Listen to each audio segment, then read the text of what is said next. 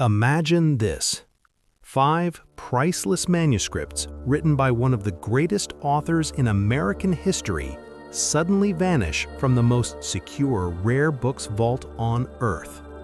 No alarms, no witnesses, no trace, except for one small, almost invisible trail leading to a quiet, sun-washed island in Florida, where writers sip coffee, tourists hunt for beach reads, and a charming bookstore owner might be hiding millions of dollars worth of stolen literary history. This is the world of Camino Island by master storyteller John Grisham. And today, we're pulling back the curtain on a thriller where the weapon isn't a gun, it's a book. Quick overview, no spoilers. At first glance, Camino Island doesn't look like a typical John Grisham thriller. There are no courtroom showdowns, no high-profile trials. Instead, we enter the rare book underground. Lowering voice. The story begins with an audacious literary heist. 5 original manuscripts by F. Scott Fitzgerald are stolen from Princeton University. The job is executed with surgical precision, and the FBI is desperate.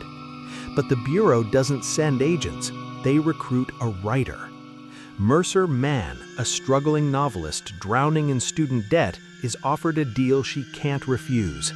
Move to Camino Island, get close to the charismatic bookstore owner Bruce Cable, and find out if he's connected to the stolen manuscripts. Simple, except Bruce Cable is brilliant, charming, and possibly very dangerous. What follows is a slow-burn game of trust, deception, and literary obsession, where every conversation could be a trap, and every book on the shelf might hide a secret. What you'll discover in this story. Camino Island isn't just about a theft. It pulls listeners into a hidden world most people never see. The black market for rare books, first editions worth millions, secret collectors willing to break the law, and dealers who blur the line between passion and crime. You'll also experience a different side of suspense. Instead of constant explosions or chases, Grisham builds tension through conversation, suspicion, and psychological maneuvering. Every dinner invitation feels strategic. Every friendship feels slightly dangerous.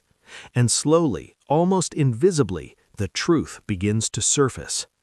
Strengths of the book. What makes Camino Island so addictive? First, the atmosphere. Grisham paints Camino Island as a dreamy coastal paradise.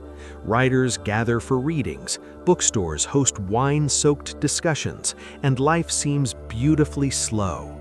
But beneath that peaceful surface, something illegal is happening. That contrast creates a constant sense of unease. Second, the characters. Bruce Cable is one of Grisham's most fascinating figures. He's witty, cultured, and deeply connected to the literary world. You like him, you trust him, and yet, you're never quite sure if you should. Third, the insider knowledge. Grisham clearly did his homework on rare books, collectors, and literary history. The details feel authentic and surprisingly fascinating, even if you've never cared about first editions before. Now, no thriller is perfect. Some readers expecting a high-octane legal drama, like classic Grisham, might find Camino Island slower. The tension builds gradually rather than exploding from the start. And if you're looking for constant action scenes, this one leans more towards psychological suspense than adrenaline. But for many listeners, that slow burn is exactly what makes it compelling. Who this book is perfect for. You'll love Camino Island if you enjoy smart literary thrillers, mysteries built around secrets and deception, stories about writers, books, and hidden worlds, suspense that creeps in quietly and then refuses to let go. If you liked novels such as The Da Vinci Code or character-driven mysteries like The Girl with the Dragon Tie, this book delivers that same feeling of slowly uncovering a dangerous puzzle.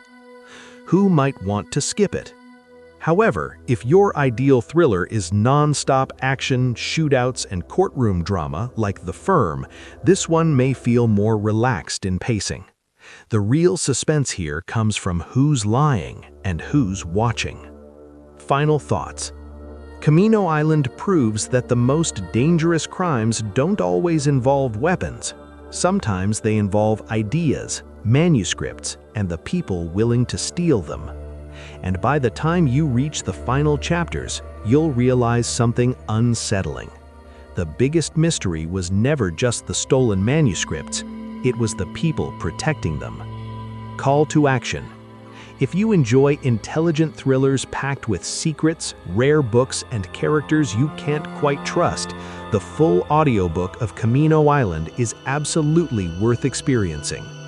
Listening to the complete story adds layers of tension, atmosphere, and character that a short summary simply can't capture. If you'd like to explore the audiobook, check the link in the description below. It's a great way to support the channel and dive deeper into this gripping literary mystery. And until the next story, keep turning the pages, because the most dangerous secrets are often hidden in plain sight.